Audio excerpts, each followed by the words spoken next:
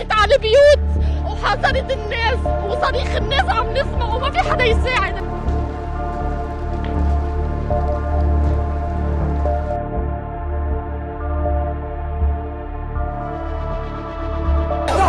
والله يا حبيبي ما تبكيش، انا معاكم الموت جاي.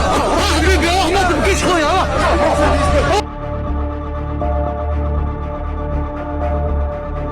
عندما يتحول النهار إلى ليل وتنزل الغيوم من السماء لتدخل المنازل، وتمتد ألسنة اللهب مكونة جدرانا شاهقة لتبتلع مناطق شاسعة، هنا يجب أن نأخذ بالمثل القائل: احذر عدوك مرة وصديقك ألف مرة.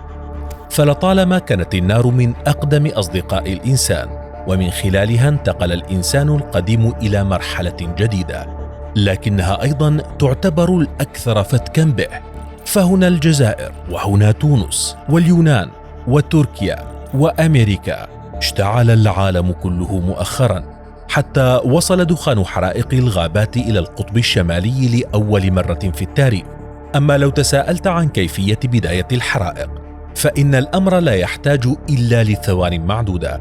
فمن شرارة صغيرة قد لا تتعدى جمرة صغيرة من عود ثقاب، وبمساعدة قليلة من الحرارة الشديدة والجفاف الذي يضرب العالم، يمكن أن تتحول منطقة خضراء جميلة إلى جمرة كبيرة، ومن ثم إلى أرض تتوشح بالسواد في منظر مهيب ينذر بنهاية العالم.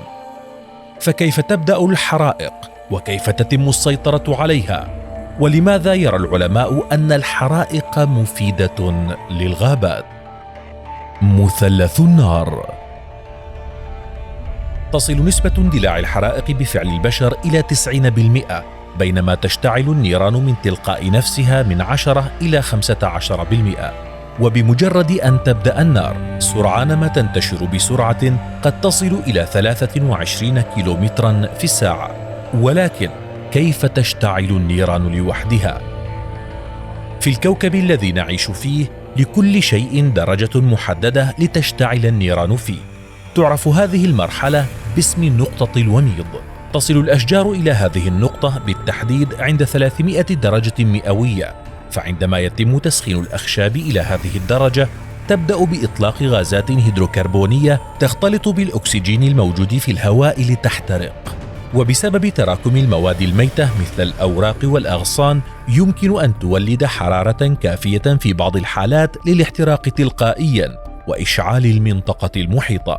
ولا تشتعل الحرائق إلا باكتمال العناصر التالية: الوقود، والمقصود به الأشجار، والأكسجين، وأخيرا درجة حرارة مرتفعة، وهذا الشرط تحديدا الأكثر توافرا في الفترة الأخيرة بسبب الاحتباس الحراري، بالإضافة لوجود عوامل مساعدة للنيران مثل الطقس الجاف وطبيعة التضاريس.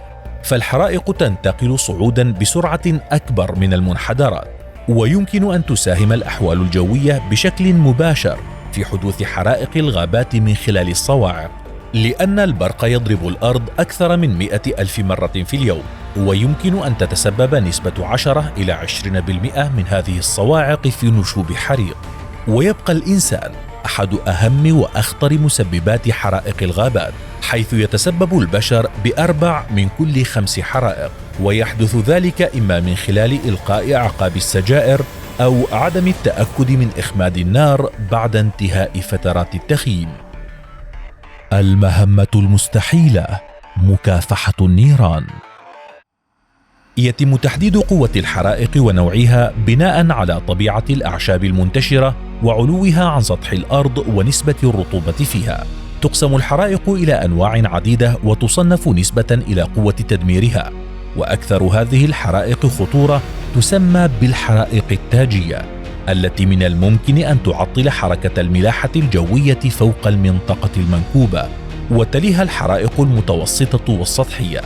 يعتبر حريق بيشتيغو في أمريكا الذي وقع عام 1871 الأقوى في التاريخ بسبب نتائجه الكارثية، فقد امتد على مساحة 500,000 هكتار وقضى على أكثر من 1000 شخص.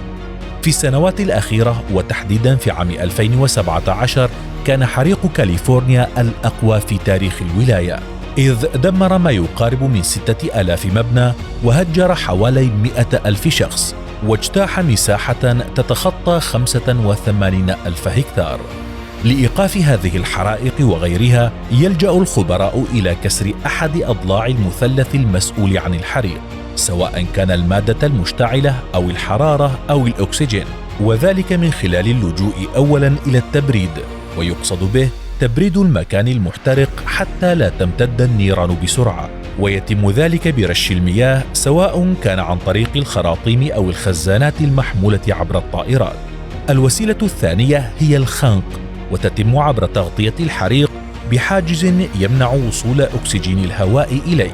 أما الخيار الأخير فهو التجويع، والهدف منه الحد من كمية المواد القابلة للاشتعال، كنقل هذه المواد بعيداً عن تأثير الحرارة، مثل إزالة الأشجار والنباتات، أو تقسيم الغابات إلى مساحات صغيرة لتكون كل واحدة منها حريقاً قائماً بذاته. إذا لم تتم السيطرة على هذه الحرائق فإنها تدمر الأنظمة البيئية التي تعيش بداخلها.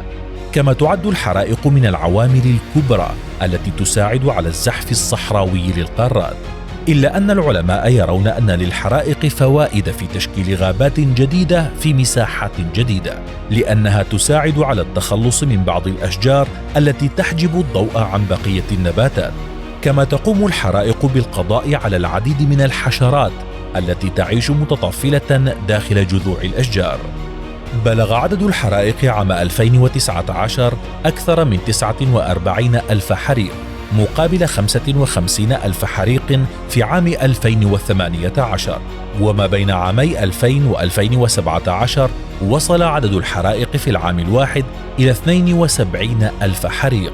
كما فقدت دول العالم بين عامي 2001 و2020 زهاء 414 مليون هكتار من مساحات الغابات، وهو ما يعادل 10% من إجمالي غابات العالم.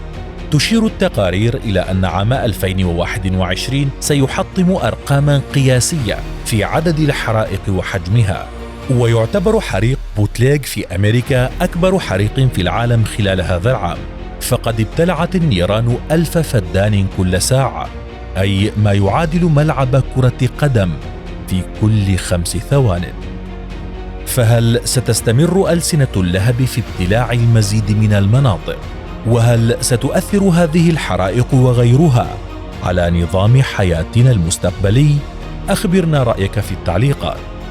للمزيد شاهد هذا الفيديو حول حريق لندن الكبير الذي شرد أكثر من 100,000 شخص.